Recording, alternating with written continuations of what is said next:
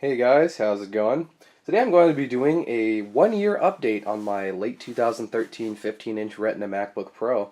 I did a review about a month after I got it, but it's been about a year and a couple of weeks since I got the machine, and I'm just going to go ahead and do another little kind of overview, kind of see if my opinion has changed about the machine over the year.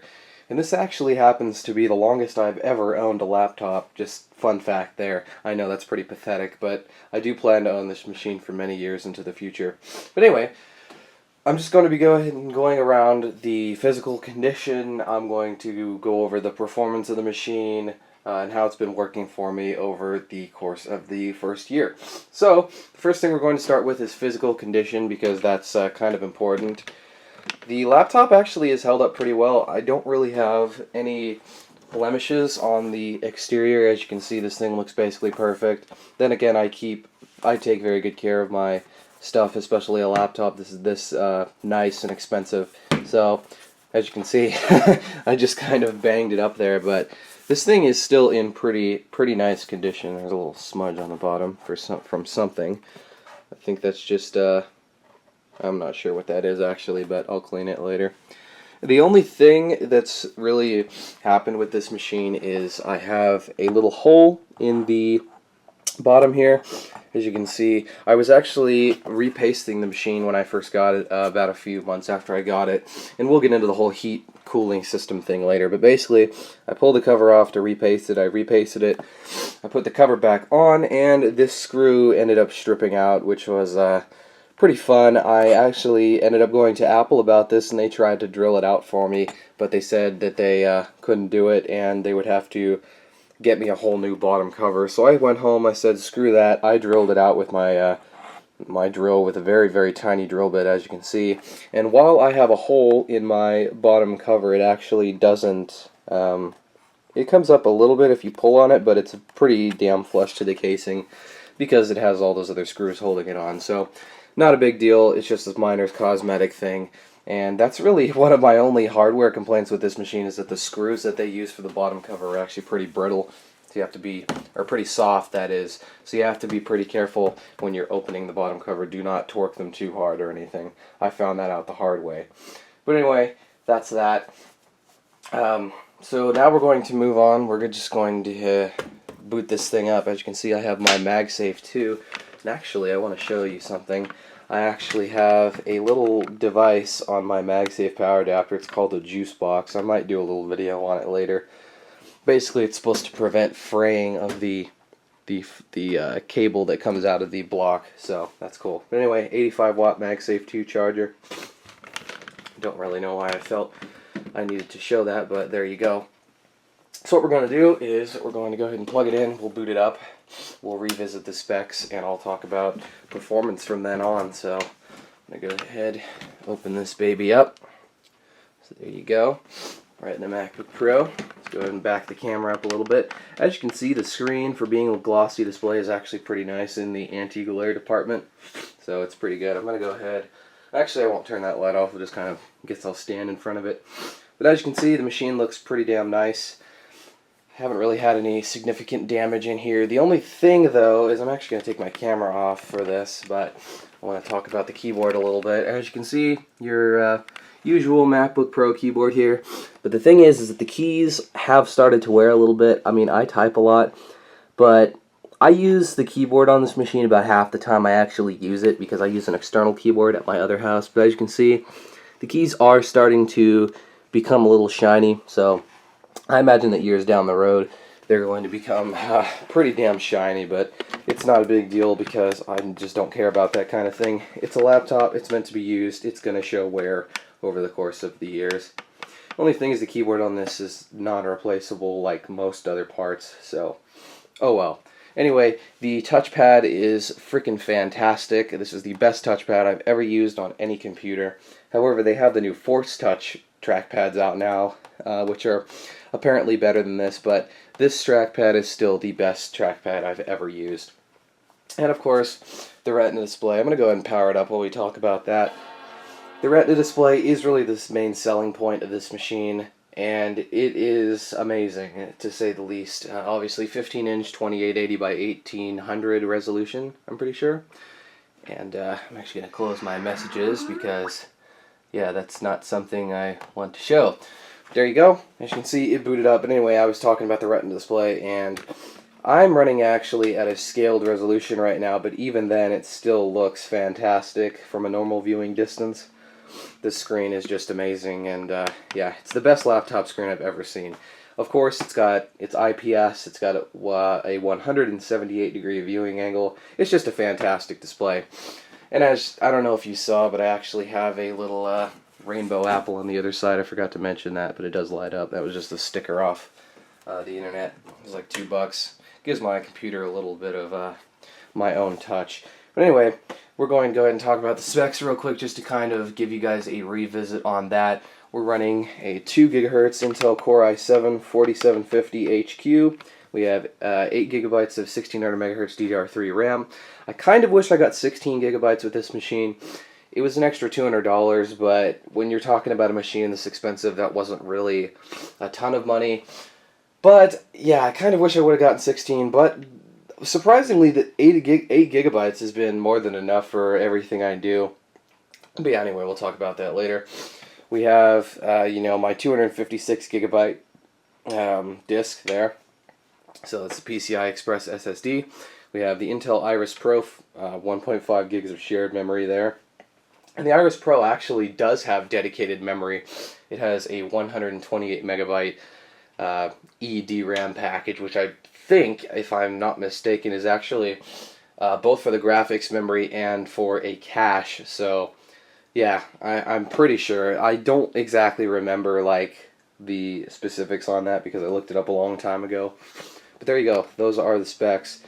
Now, I do have to say, you know, obviously it's quad-core i7, 8 gigs of RAM. This machine is a freaking beast. I use this computer for everything. I use it for both the basic stuff like browsing the internet, and I also use Final Cut Pro. And it just eats through everything I throw at it, honestly. So I kind of deleted all my stuff. But yeah, I use Final Cut Pro on this machine. That's what all videos you guys are seeing. They go through this machine and they're rendered on this machine. So I definitely have zero complaints about performance. Obviously this machine shipped with Mac OS X 10.9 out of the box, but I've since, you know, gone through the upgrades and it's now on Yosemite 10.10.3. I did go through the betas. I entered the public beta. That was kind of a disaster. There was a lot of bugs in the beta versions, but it seems to be completely stable now.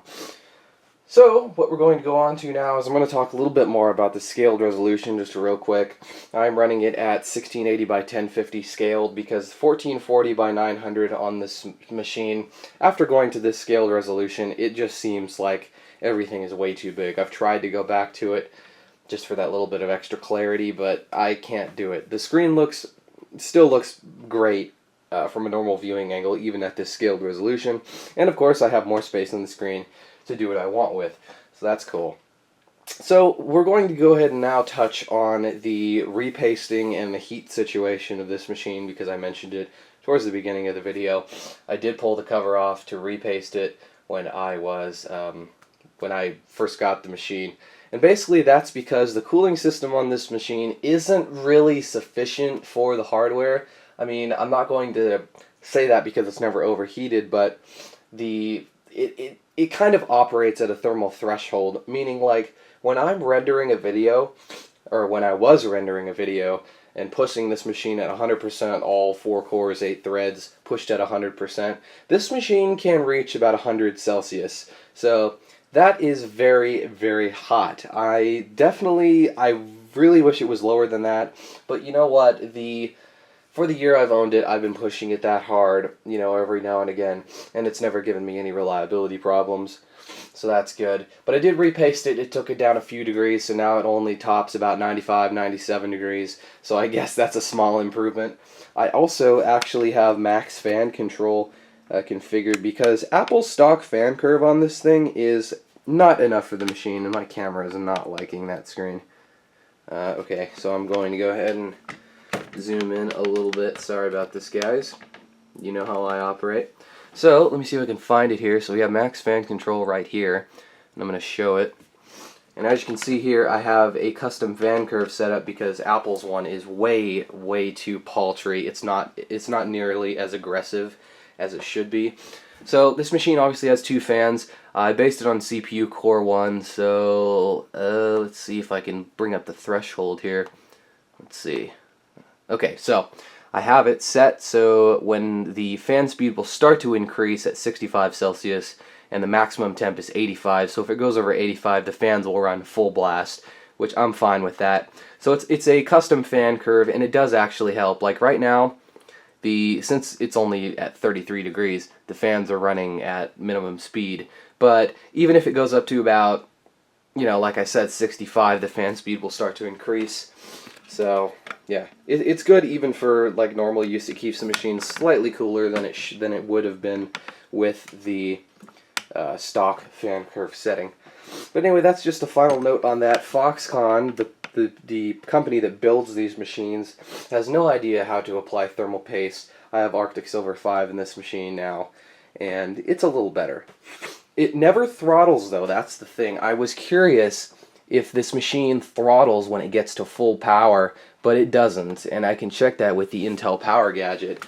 And I found out that even when it's being pegged at full capacity, like it's being pushed at 100% and it's nearing the 100 Celsius, 95, it still doesn't throttle.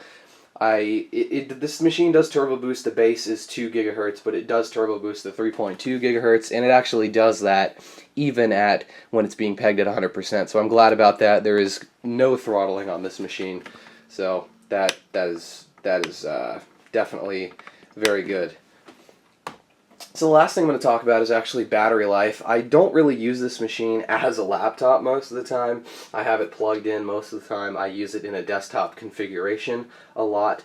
But I do use it, in bed here and there, or, out and about while I'm traveling.